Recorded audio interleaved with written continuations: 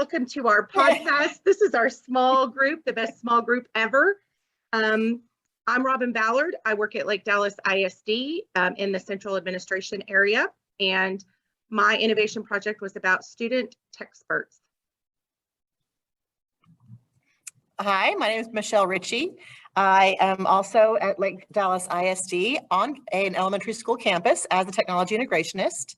My innovation plan is about introducing projects to our club program. Hi, I'm Maria Rodman. I am a high school teacher in Lexington, Kentucky. My innovation plan is to give my students the opportunity of creating their Eportfolios, where they can gather their achievements, thoughts, and learning experiences. Hi, I'm Lindsay Hoerig-Cavanagh. I'm a virtual instructor at University Prep, an online school.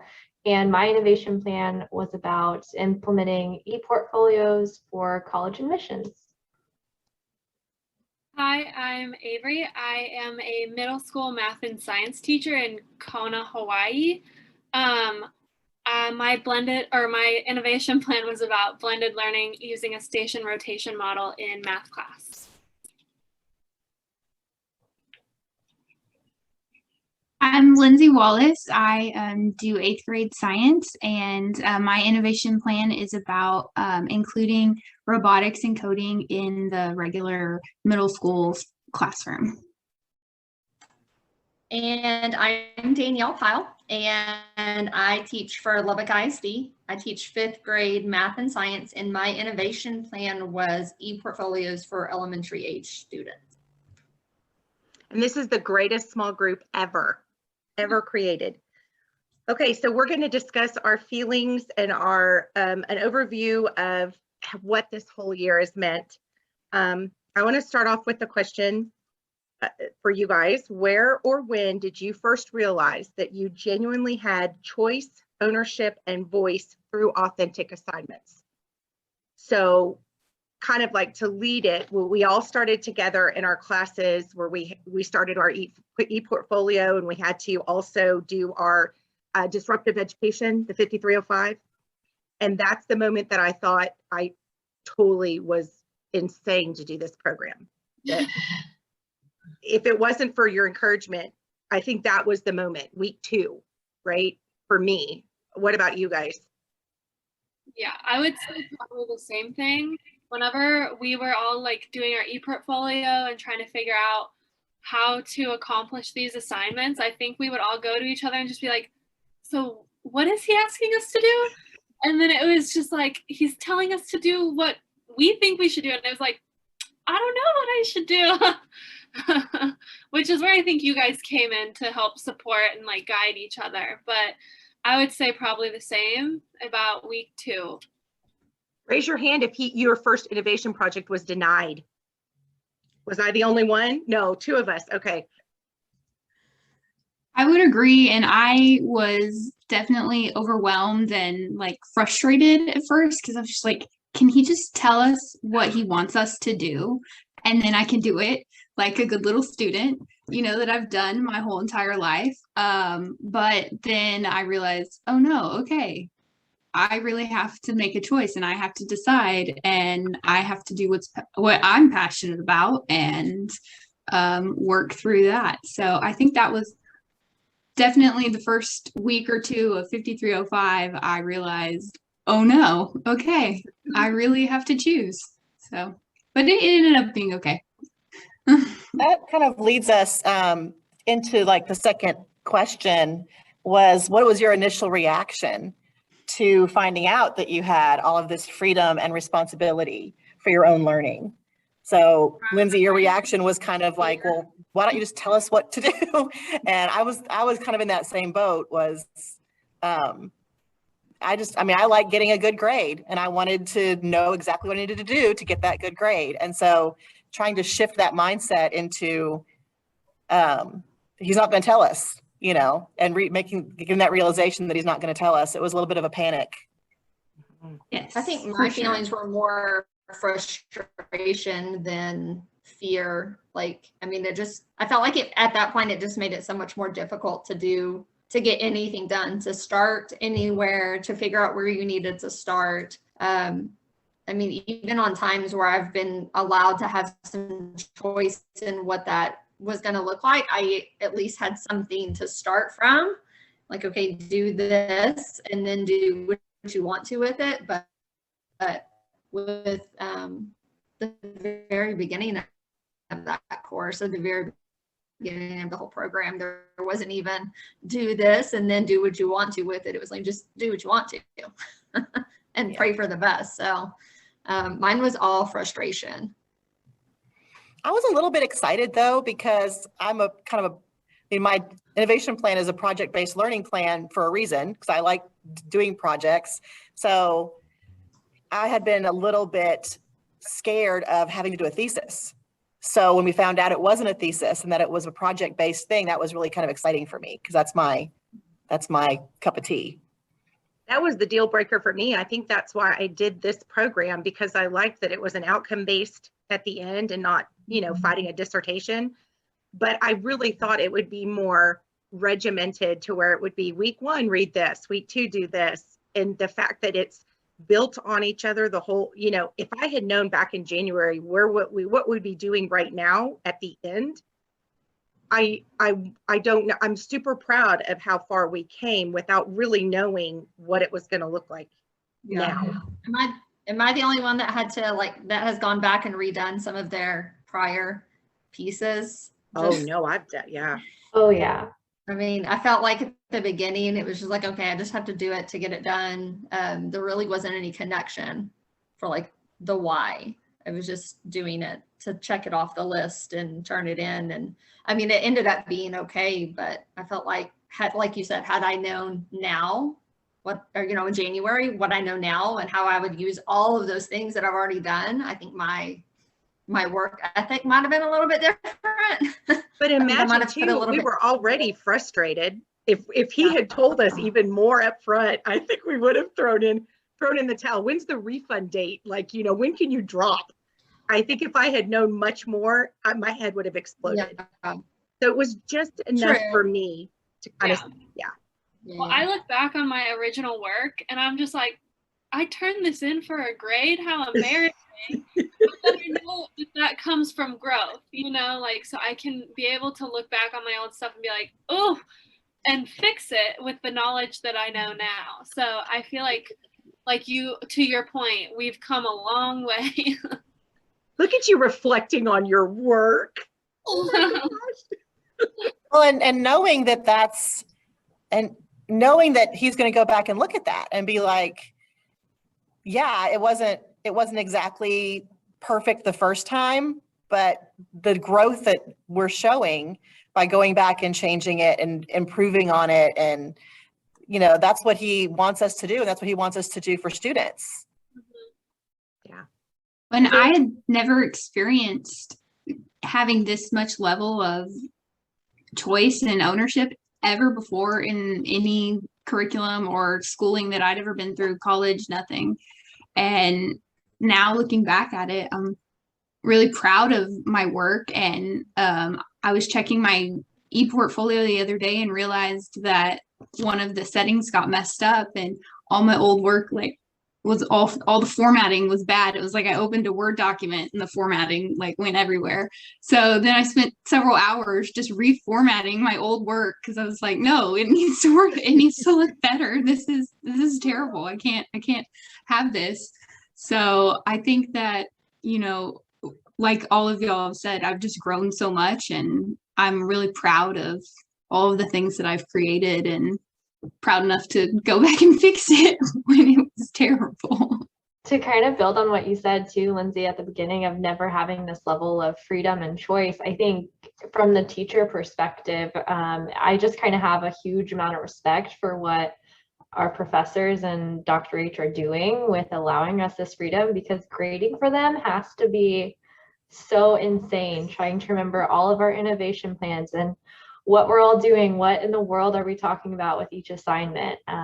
So I have a huge respect from that perspective, because I cannot imagine the diversity that they are getting from all of us in the program. But there's still a little bit of the old student in me that goes, wait a minute, you took off 8 points for this. Why? It was my choice. I could do this myself.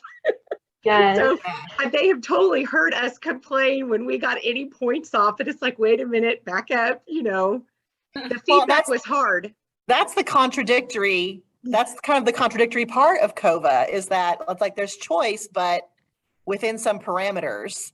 And I think that was the hardest part for me, is realizing that I would go to the rubric and look at the rubric and I'm like, this is so vague. It doesn't tell me anything, you know, it's not specific enough. I want more specificity of what I'm supposed to do. So I stopped looking at the rubric really early because I knew it wasn't going to help. But so I feel like that was kind of the contradictory part.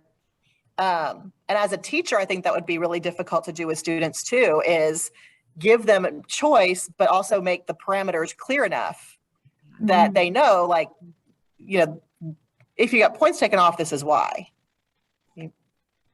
And adding that on top of, we're in a virtual environment, right? So I feel like that just makes the lines even more blurred, because we're not seeing our professor all the time, and implementing this in a virtual environment is so different than when you're in person in a school.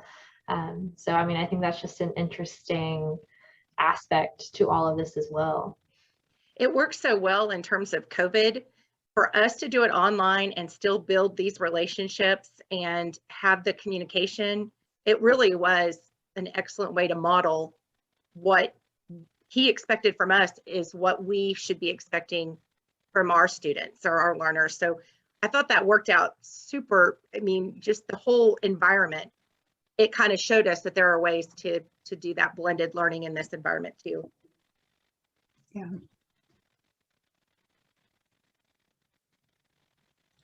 Maria, why don't you ask your question? So what did I do to adjust to the COVA and the CSLE approach to learning? And knowing what I know now, what would I do differently? So since the beginning of the DLL program, I had to constantly reflect on my learning. And the assignments were so different than what I was used to. And the freedom of choosing was so complete, right? And coming from an old school system, I had to adapt to this new approach.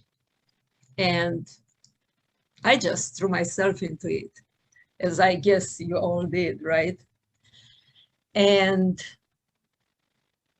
I started with brainstorming ideas for each assessment and asking for feedback from you guys, from my learning community.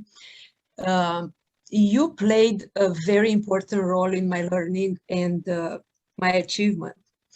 And I think Dr. H did it purposely when he proposed us to create a learning group.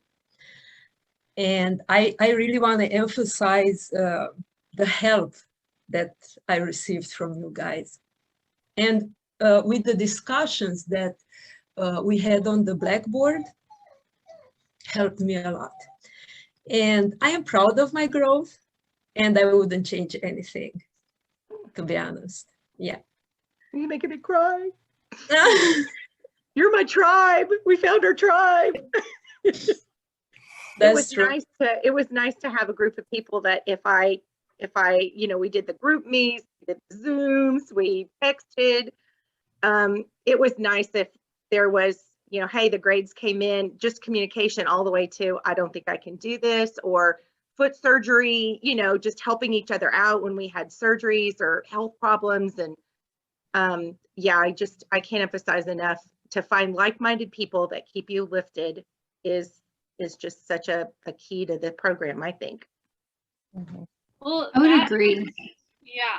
Sorry to interrupt you. Do you want to go ahead? No, you're fine. Go ahead. I was going to say that's been huge for me, because whenever I was looking at programs to get my master's in education, there weren't a lot of options that I really connected with in Hawaii. And so I looked at this program, and I was very hesitant at the beginning, because whenever I first started, it was a 4-hour time difference between us, which was difficult enough. And then of course the time change, and now it's 5 hours. And thankfully I have you guys, the most understanding and supportive group of all time, because there have been so many times where like y'all are done with your work and I'm just getting started, because that it's like a day's difference. And then I'm texting you guys like, hey, so sorry, I know it's really late. And then there's always somebody there to support me and answer my question. And like, you've always been so graceful and so kind to me when I'm like, oh God, like Texas time, what time is it there? Like, and that, you know, not being able to be at our physical Zoom meetings has been really hard, because I feel like I'm missing a lot of the information, but you're always so willing and supportive to fill me in. And that kind of goes off topic from the question, but that has helped me a lot. It's been huge. And applauding to you for being a first-year teacher and doing this. We all think you're crazy, but good for you. 1000% crazy. I would never have been able to. Ever. Well, I have to say, I'm gonna put in my 2 cents here, because I like to work alone, and so having to be in a group at first was an anxiety inducer for me, because I struggle with communicating with people. So, but I'm glad that I was forced to do it, because it's been a real benefit to me. And I think that has helped in my personal growth as well, not just in this program or professionally, but like my personal growth and how I communicate with people and interact with people. So thank you. You have the best examples. Like, I love to read your discussion posts, because you spot on. You don't have to mix words, and your analogies are always so good. So good. I'm so glad you liked our group. We would not have been the same without you. Yes, as Michelle said, this course put me in so many uncomfortable positions and situations, and it really helped me grow and learn, because it is true, whenever you feel uncomfortable, you are pushed right towards a better towards improvement, right? And yes, I've been in really uncomfortable situations, but now for example, when I had to do the podcast, that was a big deal for me. But now I'm comfortable right now. Okay, no, the lit review, that for me was so hard. 5305, right? The lit review. That's probably one piece that I like really kicked myself for not spending more time. I'm like Michelle. I'm very much I want to work by myself. I'm a procrastinator. I do my best work at the very end. So, I mean, putting all of that together and then having to use it for with Dr. B for the last course that we just did, I went back and read it, and it was just like, ugh. I know. And that would be a piece of advice, like a piece of advice for like future students in this program would be like, do it right the first time, like work really hard, because now we're having to circle back around to our summer courses again for this final, for 5318 too, like for do our PD plan. So, you know, if you spend the time the first time. Yeah. I mean, I don't think we did it horribly. Sorry, I keep lagging, I think. But I mean, yeah, I know what you're saying though, because I went back and read mine too, and I was like, I could have put a little more. I could have put a little more in this. You know, it's okay, but I could have put more effort into it. I mean, I don't know that we really. I mean, at that point, like having to do, you know, having choice, ownership, voice, and all of, you know, for the very first time, smashed in your face, like. I mean, I think at that point it was just like survival and just bare minimum. But then also, I don't know that I knew enough about anything to put more into it. So I think just obviously going through all the classes that we've gone through helps build all of that knowledge. And I mean, there was just so many more resources that I used this time going back and updating that.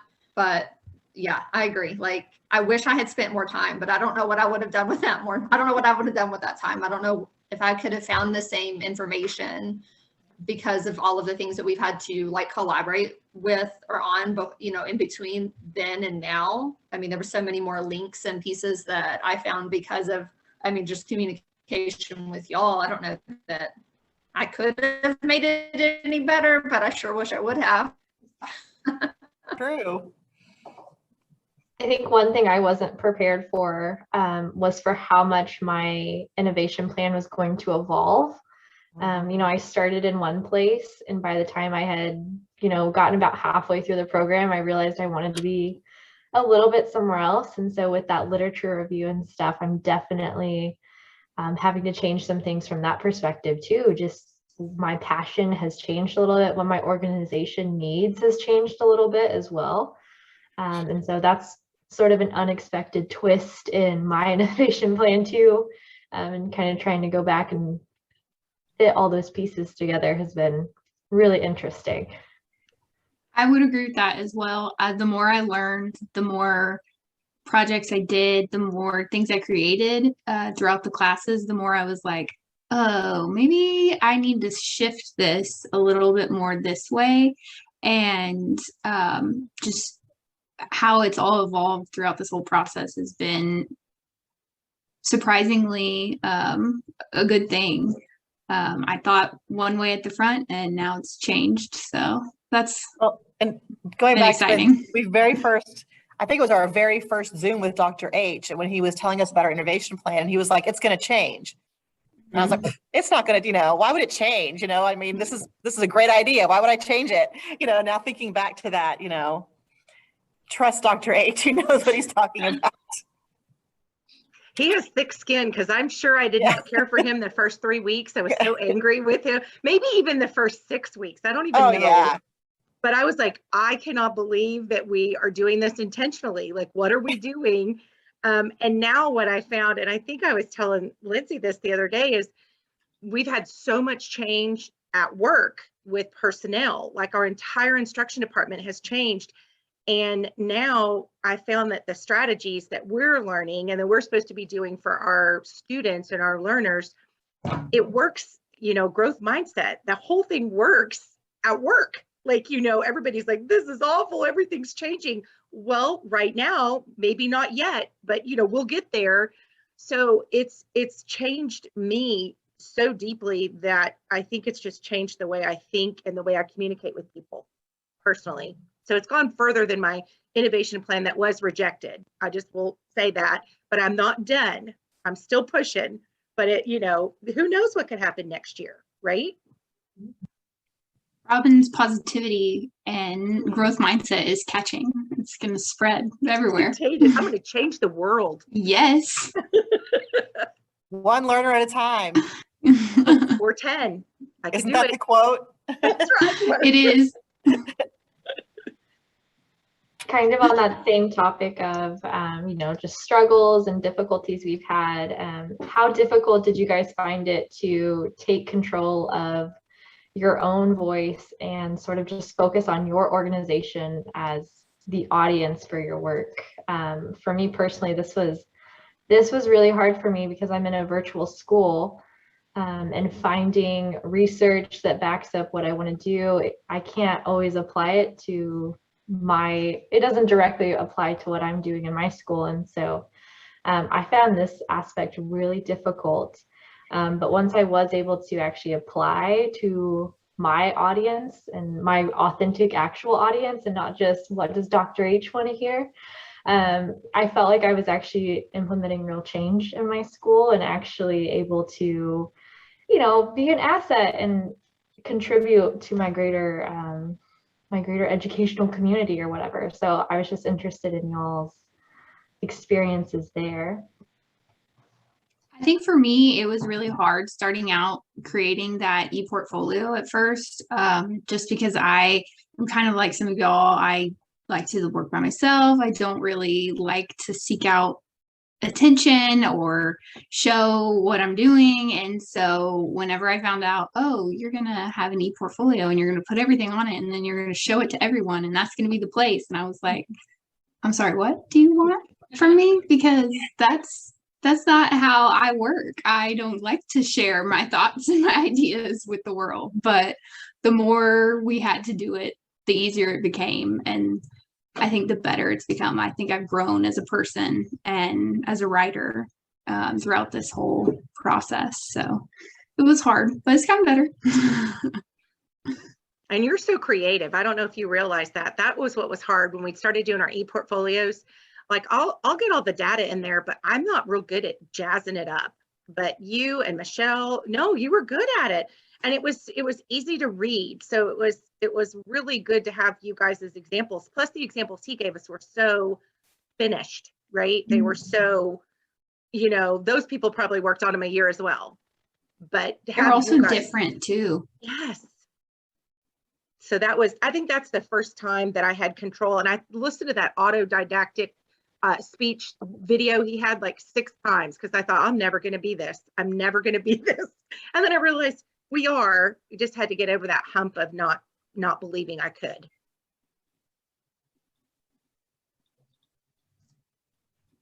Absolutely. I think if nothing else, this program has made me even just very flexible and adaptable.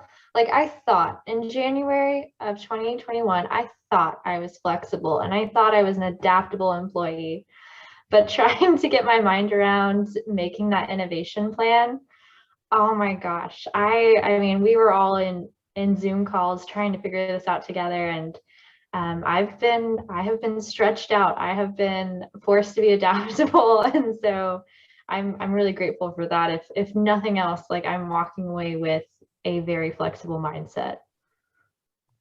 Awesome. That kind of goes into my question, which is, have you fully adopted or are in the process of adopting a learner's mindset, which involved a change in thinking about learning, a change in your approach to learning, and a change in your learning environment? I feel like I speak for everyone when I say yes, we have adopted that mindset. Because there's no way that we could go through this program without it. You have to have that, like, we all started, and I think we all went through education with this same like model that's been for years and years. And that's what I was expecting, and even in college, I had professors that didn't even teach that way. And even that experience, I still expect that from school. So whenever we came into this program and it wasn't like that at all, I was like, okay, so this is not at all what I thought, very different. And it did take a long, or what felt like forever for me to be able to adapt to the way that he wanted us to do it, or the way that he was trying to show us was better, So, but after we've all said our piece, I feel like we all kind of have a general consensus of yes. 100%. Yeah. And I've seen that in not just us, but in our other classmates too on some of the Zooms where some folks may have started out in January as being more closed to accepting new information and new ideas and, not really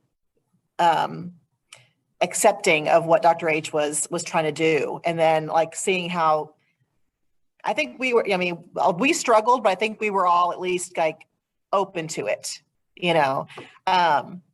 but I've seen some of other classmates become more open to it throughout the 11 months that we've been in it now. And that's been interesting to see too. Was it the last course that we were in with Dr. B where we had a mix of newbies and us, and I think it was very, just in the our weekly Zoom meetings for class, it was just very obvious that they were like deer in headlights. It's like, kind of like we were in January. What did we get ourselves into? How is this going to work? That dead silence. I think those kids, that group hadn't even started their Eportfolios yet. Well, yeah. Was that just a lot? I think it was just this last. I think that some of them are in a different program than we are. So they're not in the ADL program. So they haven't had all of the same experiences that we have. I think that plays a big role in whenever they combine those I'm not even sure, I guess their leadership, DLL. technology leadership or Yeah. something. When they combine those two, it's Yeah. just like you said, Danielle, it's amazing the difference between the students. I mean, overall, I think the way that our classes went, I can't think of a different way that we could have progressed through the year that would have built upon everything we've learned. Like looking back, hindsight, I get it. When we're in it, I'm like, what is he thinking, right? But now that I look back, I can see the connecting the dots. I see where it connects. I see where we're weaving through it. So I can't imagine doing this program any other way, to be honest.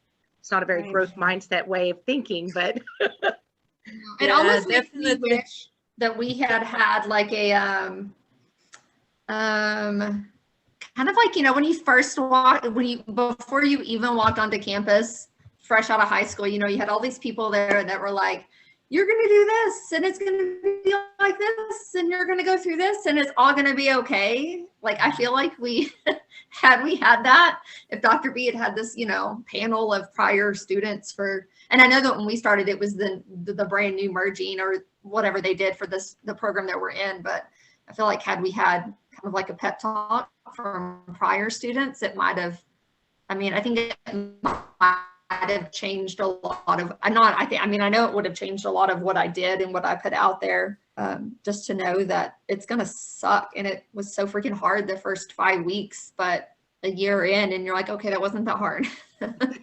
And it was really worth it, like to just get the buy-in. I wish I'd had my buy-in weeks before I actually was like, okay, I give up. I'll do what you asked me to. I'll do it the way you want me to do. I wasn't real sure, but I think having that early buy-in would have been game changer for me, for sure. Yeah, I agree. Well, maybe this podcast can be that for newbies in the program. Maybe. Maria, what were you going to say? Yeah, definitely the first course was a learning curve. But once that box opened, as you, Robin, said, all the dots came out. Yeah. It's the course is really well built. I think it has the base is very strong, and from there everything comes naturally.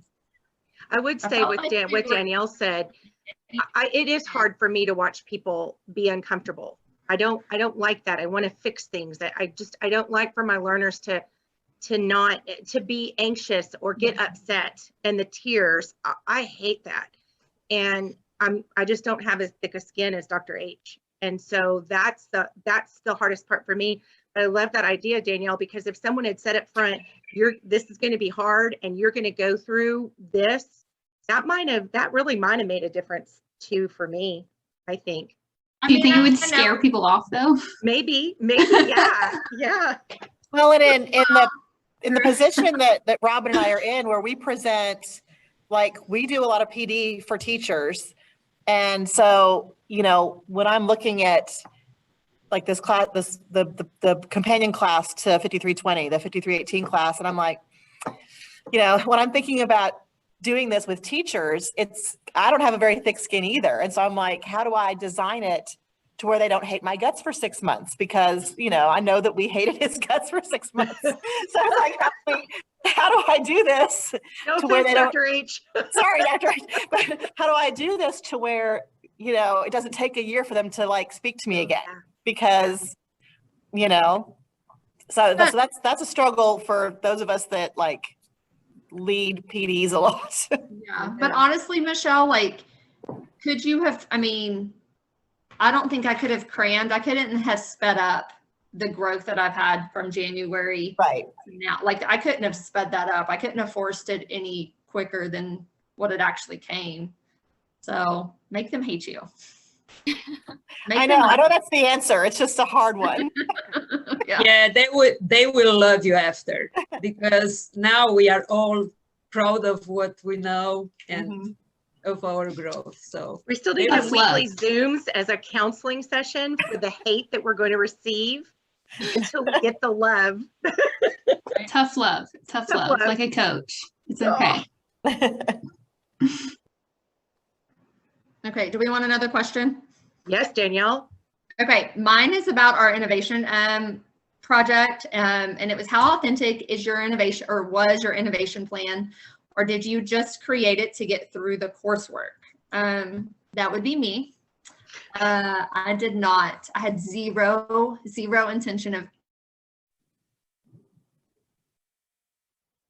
get through with it, and like I was like, oh, I'm okay with that.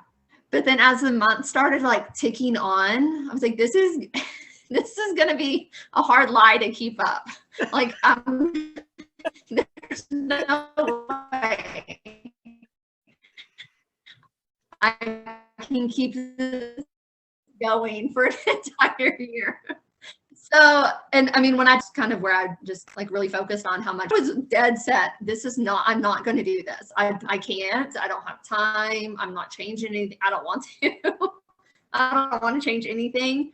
But then it was like I was living, I mean, almost like 3 lives, you know, like mom, wife, parent, life here, work, and then student. And at some point those felt like, so it's like I was doing all the completely different at work, which did not make sense to me. So over the summer, I really decided to like, okay, I'll do it. I'll do what they want me to. So I started off as, this is not going to happen. I'll just do what you want me to, just to get a grade and say I did it. And then I changed that. And we're like, I wouldn't say we're fully, I mean, we're fully implemented just in my, with my 5th graders, not school-wide, because I can't imagine that right now. And I can't imagine not doing it that way. I think that's the only way that I've been able to be successful in the courses since probably July, when I took the summer, was it summer 2 course, where my brain had kind of, I'd had that mindset shift. I changed, like, I'm not gonna just do it as a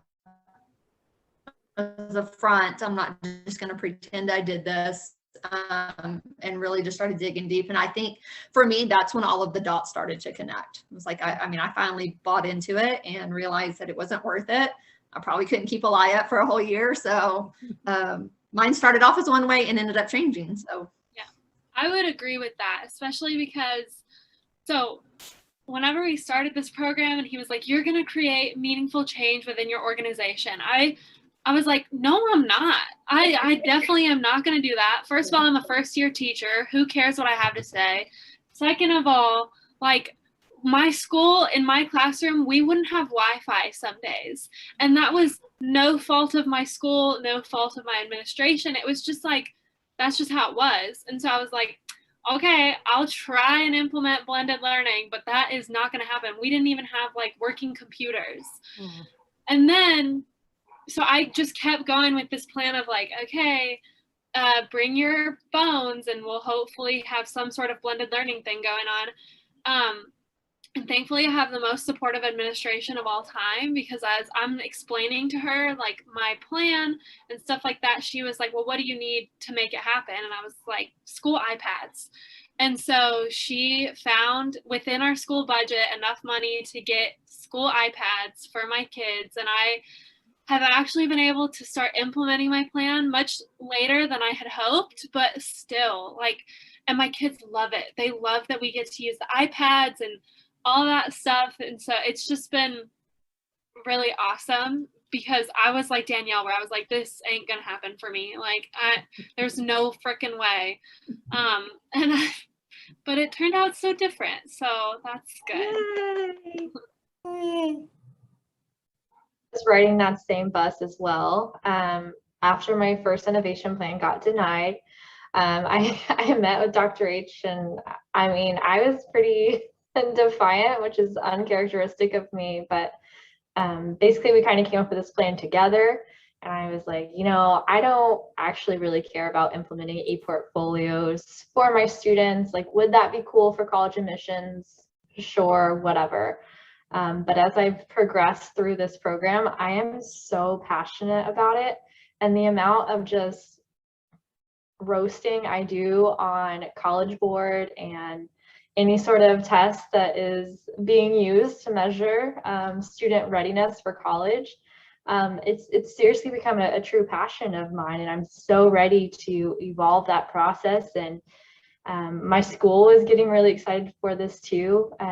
We're virtual, so it's a little different, but we tend to sort of be on the cutting edge of a lot of things. And I think I've sold everybody that this is the next thing in education, right? This is going to be the scaffolding. This is going to be the differentiation. Next word is going to be Eportfolio. So I'm really excited to kind of see where we end up. You guys give me goosebumps. It's so great. It's been really awesome. Well, mine was denied, but we won't even go there because it's going to happen. I'm going to push it next year, and it's going to be fine because everybody needs textbooks. We all need a class where students can be in an authentic environment when they can learn career-ready, college-ready skills. And they will listen to me. I'm just not sure when, but they will. So give it time. I think it's so awesome. I love that. I've actually been jealous of your innovation plan, so I'm bummed that it was denied because that is such an incredible idea. And I think it would do all that COVA is trying to accomplish, right? Like, and help teachers and help relationships and build campus climate. Like, don't even get me started. Like, I don't have to sell it to my choir people here. You all know.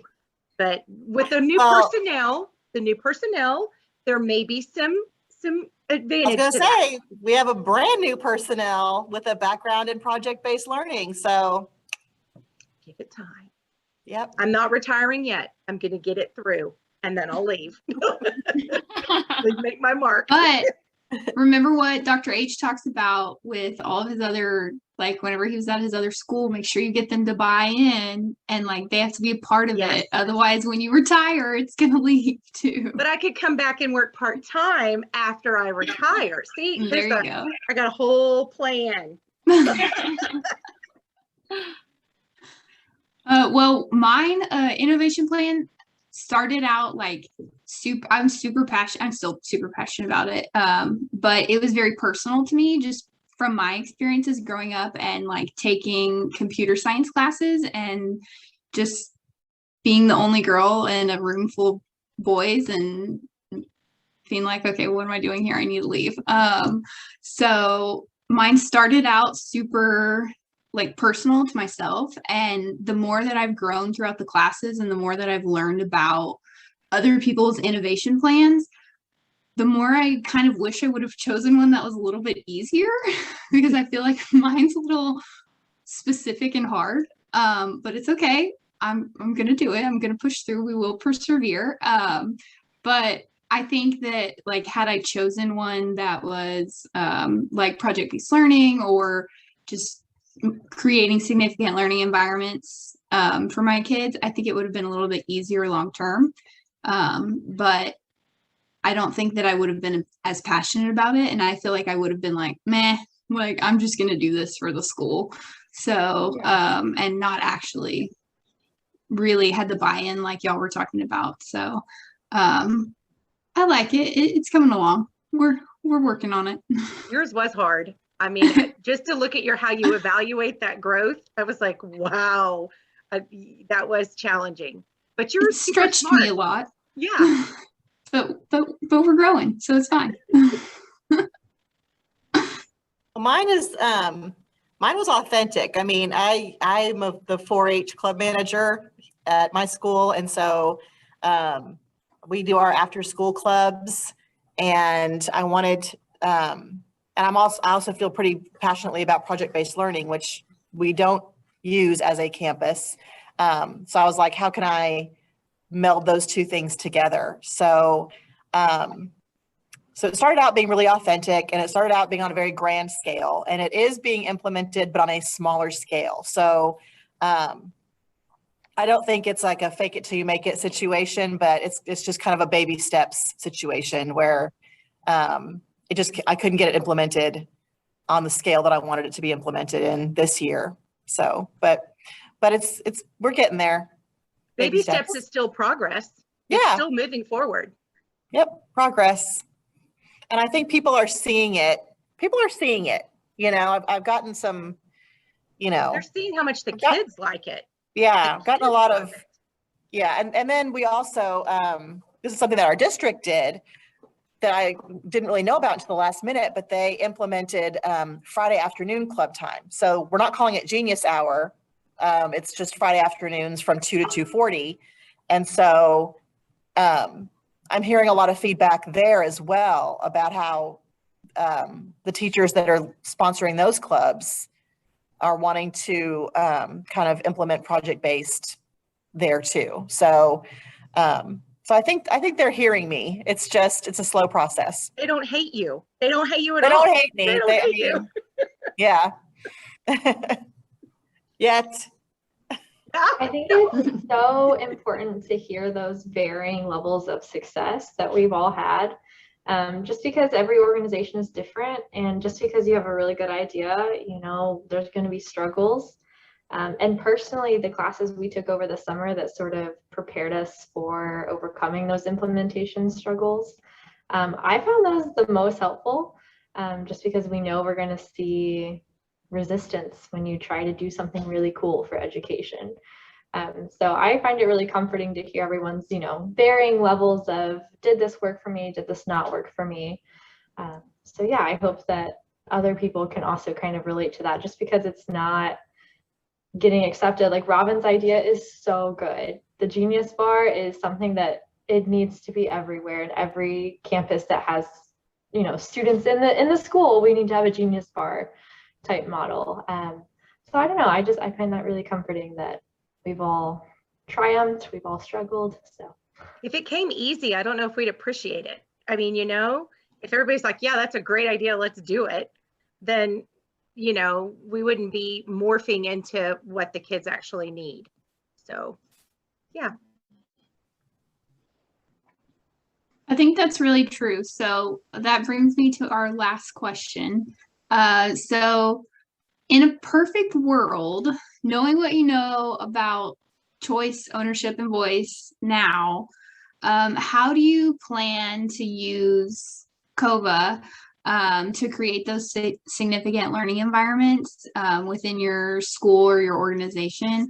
And I add the perfect world twist in there because there's always going to be challenges. So how are y'all going to implement COVA moving forward? Well, I'll go first. I work with the teachers, the educators, and the administrators. And what I found, and I don't know if this was Dr. H's intent, but if I can appeal to their hearts and I can model what I'm expecting and practice growth mindset in everyday conversations, then the buy-in and the relationship that I have with those learners is going to be more impactful in whatever training I have to do. So I think for me, COVA has just opened my eyes on how education's working, how people learn best. It's changed my mind. It's not about just do the quiz so we know you took it. Oh yeah, you absorbed that today. It's not sit and get. It's about pushing your boundaries to make things better. And he's kind of COVA's given me the equipment and the way to start that movement, because I'm not a general in the classroom teacher, so it looks different for me. So that's the big takeaway, is I feel like I know how to move forward with making change and making it better for my learners. I would agree with that a lot. I would say in a perfect world, I would make a second innovation plan, where my innovation plan number 2 would be about creating significant learning environments for those students, because I agree with you about their hearts, and the why is really important for those kids. They're like, okay, why do I need to know this? I'm never going to use this in my real life.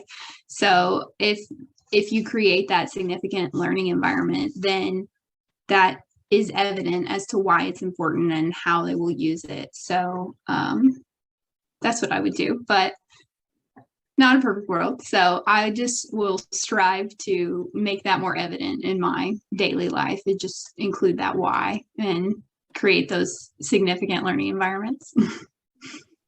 As both a teacher and student, I've appreciated the ownership aspect. And it seems so obvious that students need to have ownership in what they're learning. But I think it's really easy to forget about that when you're teaching, or whenever you have a STAR tested subject that, they just need to pass, otherwise you're going to look bad. I think that it's really added an interesting element into just my teaching philosophy as a whole, in making sure that students feel ownership over what they're learning. And they're not just doing an assignment because it's what they need to do for the class. They're not just doing an assignment because I've asked them to. They have some sort of buy-in on their end as well. And I think for me, like, as far as just COVA as an overall thing goes, that is my favorite thing that I'm taking away, is just the value of ownership. For me, I think, just like Lindsay said, just allowing them to feel that pride and that responsibility with owning what they're learning and what their responsibility is. That's been kind of game changing for my fifth graders. It's still shocking to them when I remind them that the last normal full year of school they had was second grade. Third grade was COVID shut down. And so, we've all kind of blocked that first semester out. Fourth grade, they spent their entire fourth grade year doing digital work. They were face-to-face in the classroom, but that was the time of don't send papers home and don't bring papers back. And I mean, it was just packed full of fears. So they didn't have any choices in what they were doing. And it was, as difficult as it was for myself with our fifth graders that year, I can't imagine how difficult it was for our fourth grade teachers that with our kids from this year, to give them something that was really authentic for them. And it wasn't just these things. And there was really no real connection for those kids as to why they were doing what they were doing. What do they need to use it for? How are they going to use it any other time? So I can tell this year, just with them using their Eportfolios in class, that when it comes time to, I think even like our in-class experiments that they do, they have to go back to their portfolios and they have to dig up information that they've already researched before they even got their hands on the experiment, instructions. So they're seeing that the things that they've already done in the past are being utilized in, weeks down the road. And I think that they appreciate that a little bit more. It's not just busy work for them. So, I think that just that ownership part, the choice is always going to be hard for me. Allowing them to make different choices when I know in my mind what I want them to do, that's always going to be my struggle. And so that's something that has to stay on, at the front of my brain all the time. But allowing them to take some ownership of what that looks like for them, I think is my favorite part. I found myself really wanting to almost like take these courses that we've been in and like give them to the rest of my staff, and somehow like teach them about COVA and CSLE. And so the only I would do in a perfect world, there would be a lot that I would do. I would have everybody that I work with go through this program.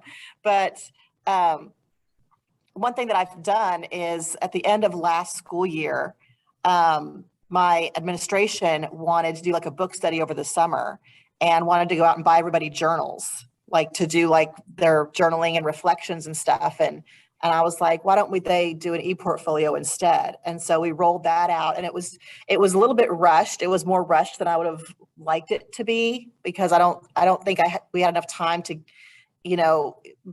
get that buy-in and really, like Robin said, like put your heart into it and get them really, really excited about it. But the response was surprisingly good. And then this year I was kind of worried that we would never go back and address it. And I was like, I don't want it to be one of those things that we made everybody do. Like it was on their sign out sheet. Like they had to have me sign off that they did it, that they created an Eportfolio. And I was like, I don't want it to be one of those things that we had them do and we never talk about it again. So we had a PD day a couple weeks ago, and it was one of the sessions during our PD day was you're going to update your Eportfolio. And with all of these sessions that we've had today, it was like the last session of the day. It was like, so these sessions we've had today, because it was their ePortfolio for their PD. Like, this is where you're putting all of your PD experiences, all of your professional learning. And a lot of them were really excited about it. We have a lot of new teachers that didn't have one. They got pulled to the back and we set theirs up right there on the spot. But I was really surprised. I was like monitoring and walking around the number of people that had kept it up over the summer.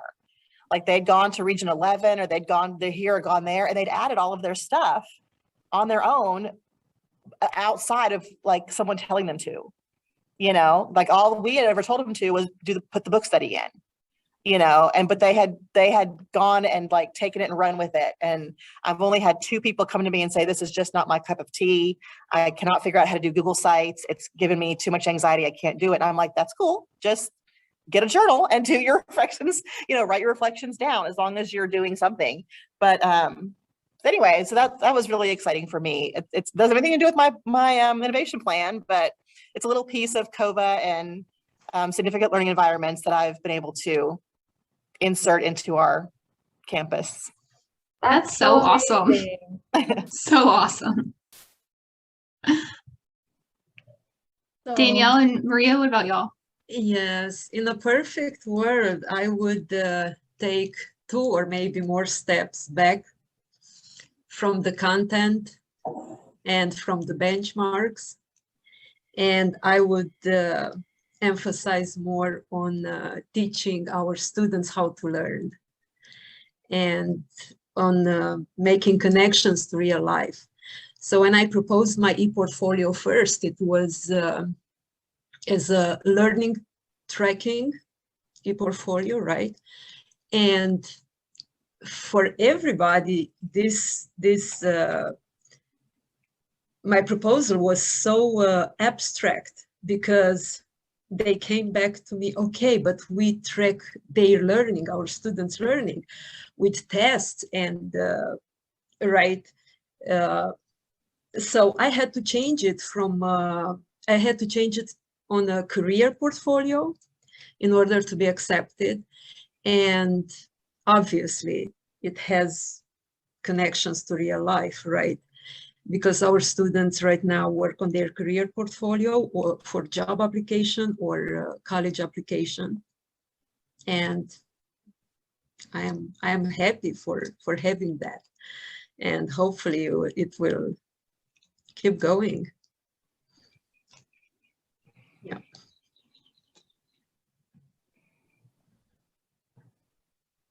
Avery, what about you? How are you doing with COVA? I Um, mean, we already heard about your iPad, so that's awesome. It's been good. Like I said, I have a very supportive school. So at my school, they also teach social emotional learning. That's a school that the kids have to take, or a class that the kids have to take. And within like the first couple of weeks of school, they were learning about growth mindset. So they already have that as their baseline. And then how I'll keep it going is probably just maintaining COVA as a pillar in my classroom and giving my students the responsibility of their learning.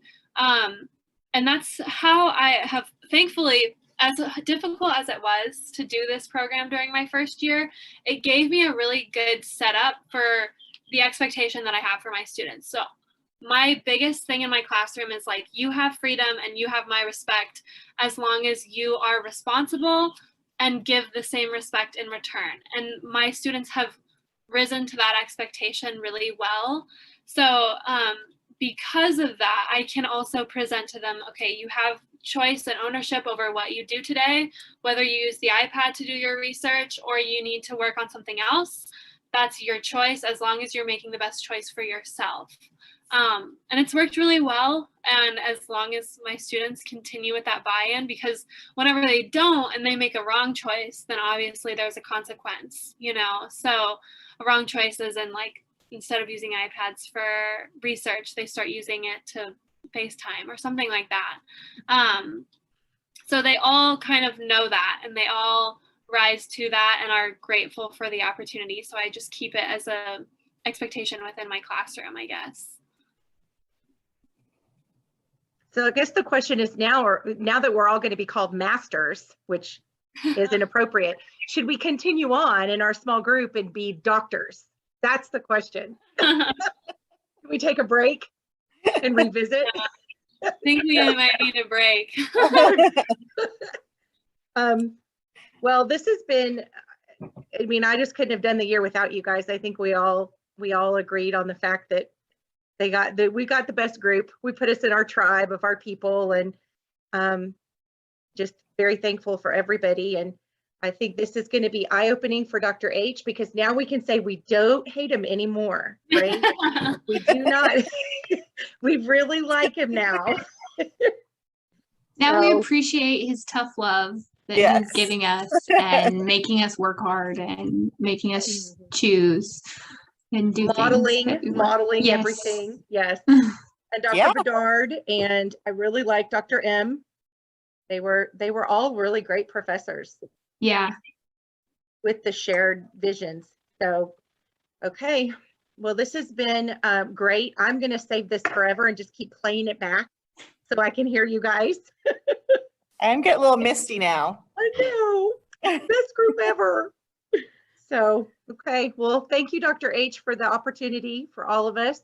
And we will wear our masters with pride, right? We will Definitely. change the world. Yes. Bye, guys. Thank you. Bye. Bye.